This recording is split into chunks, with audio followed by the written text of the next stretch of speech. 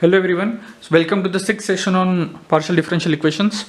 So in today's session we will talk about how to find solution of a heat equation if you have a rod or a wire or a plate whose only one end is insulated. That means what? So suppose you have this partial differential equation and you have a rod of length L, one end is insulated. So suppose left end is insulated.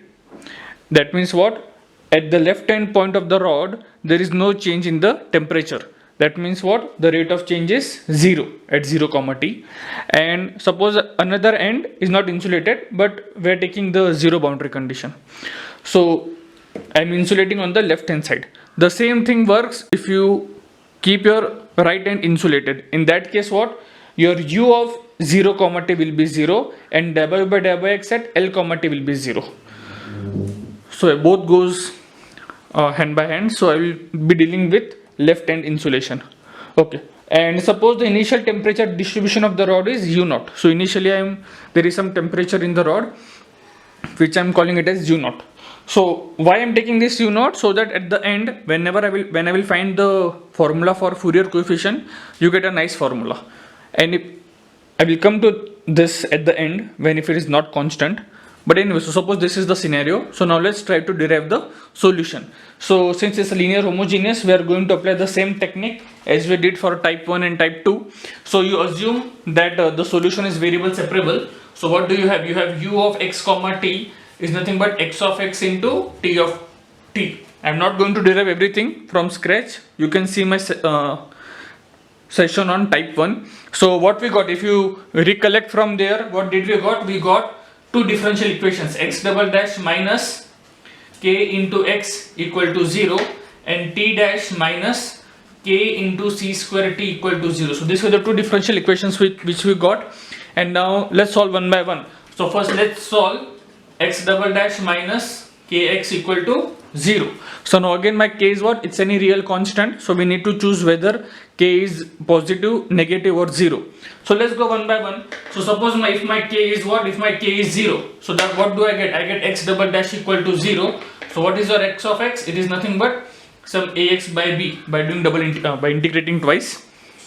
Now let's find those constants a and b. So what initial conditions I have? What do I have? I have dy u by dy x at 0 comma t is 0. So if I want to use this condition, so what does this equation 1 implies? I have ux equal to x dash of x into t of t. So if I put this initial condition, 0 is nothing but ux at 0 t, which is nothing but x dash of 0 into t of t. But so product is 0, so one of them has to be 0. The same argument, this can't be 0, because if this 0 I get a trivial solution. So this implies what? X dash of 0 is 0. But x dash of 0 is 0. If I use this condition over here, what is my x dash of x? It is nothing but a. So therefore x dash of 0 equal to 0 implies your a is 0. So my a is coming out to be 0 by using one condition. What is the second condition? Second condition is given to me, u of L comma t is 0. So that means what? X of L into t of t is 0. But again the same thing, t can't be 0, otherwise I will get a trivial solution. So this implies our x of L is 0. So if I put over here, so now what is my x of x? But because of my a is 0, my x of x is nothing but b. So what will be my x of L? You replace your x by L, it will same be b. But what is my x of L? It's 0. So this implies my b is 0. So if my k is 0, again my x is coming out to be 0 and I will get a trivial solution. So therefore my k cannot be 0. Okay, let's go for the next case. Suppose your k is positive. So suppose your case 2, your k is greater than 0. That means what? Your k is what? It is a square of a positive number, where lambda is positive number. Okay, so in this case also if you recall, what did we got? We got auxiliary equation as r square equal to lambda square. So therefore your x of x will come out to be e raised to minus lambda x plus b into e raised to lambda x. Okay, now again let's try to solve this. So what is my x dash of x? It is nothing but minus a lambda e raised to minus lambda x plus b lambda e raised to lambda x. Okay, now what is x dash of 0? X dash of 0 is nothing but 0. That's what we got previously. Our x dash of 0 is 0. So this implies what? 0 equal to minus a lambda plus b lambda. You put x equal to 0. So what, since your lambda is non-zero, what you get? A equal to, we can divide by lambda, so we get a equal to b. Okay, now let's use another condition. What is given to me? X of L is also 0. That's what we got from here. Our x of L is also 0. So what do I have? This implies 0 equal to a e raised to minus lambda L plus b e raised to lambda L. But your a is same as b. So if I replace b by a and I can take out a common outside, this is what I have. But what is this thing? What is e raised to minus theta plus e raised to theta? It is nothing but 2 times cos hyperbolic of theta, right? Cos hyperbolic theta is nothing but e raised to theta plus e raised to minus theta by 2. So now the product is 0. So this implies either your a is 0 or cos hyperbolic of lambda L is 0. But when is cos theta 0? Cos of theta is 0 if and only if your theta is 0. One can work it out using the same relation, e raised to theta plus e raised to minus theta by 2. So therefore this implies what? If this is 0, that means my lambda L is 0. But this is not possible. Why? Because my lambda is positive and my L is also, I have a rod of non-zero length. So this can't be 0. Therefore what do I have? I have a is equal to 0. And since my a is equal to b, therefore what do I get? I get b is also to be 0. So therefore k greater than 0. This case is also not possible. So if our only case left is k is less than 0. So let's see what happens when my k is less than 0. Case 3. So again the same argument, you can write k as minus of lambda square, where lambda is some positive number. So that we can do. And then because of this thing, what do I get? I get x of x equal to a cos of lambda x plus b sine of lambda x. So this is what do I have. Again do the same thing. Let's use the initial conditions to find the value of a and b. So what do I have? What is my x dash of x? My x dash of x is nothing but minus a lambda sine of lambda x plus b lambda cos of lambda x. Okay, so this is what I have. Now let's use the initial condition. So what do I have? I have x of L is 0, right? So 0 equal to x of L equal to a cos of lambda L plus b sine of lambda L. So this is one thing I have. And what is the second thing I have? I have x dash of 0 is equal to 0. So 0 equal to x dash of 0. But so this is 0. So what do I have? I have b lambda cos of lambda into 0. So what do I have? I have b into lambda equal to 0. But my lambda is positive, non-zero. Therefore my b has to be 0. So if my b is 0, and if I put this thing over here, I get a into cos of lambda L equal to 0.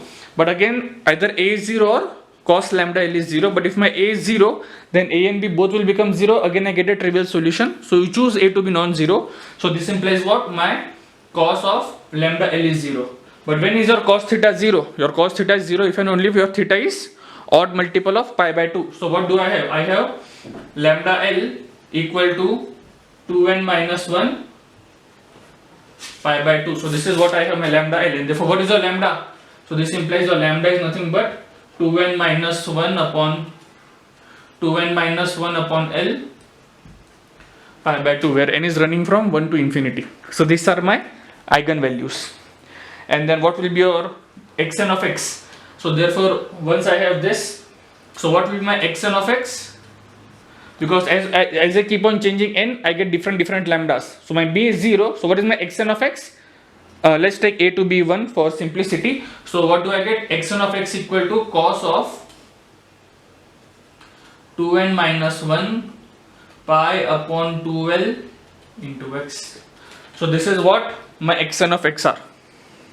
Okay, now let's find for Tn of t. It's the same thing which we did previously. So Tn of t, there is no change. So what do we had? We had t dash equal to k c square t. So if I take log and exponential, if I take integration, I get, so integration of dt upon t is equal to integration k c square dt. And what is this? We get Tn of t to be nothing but e raised to minus c square lambda n square t.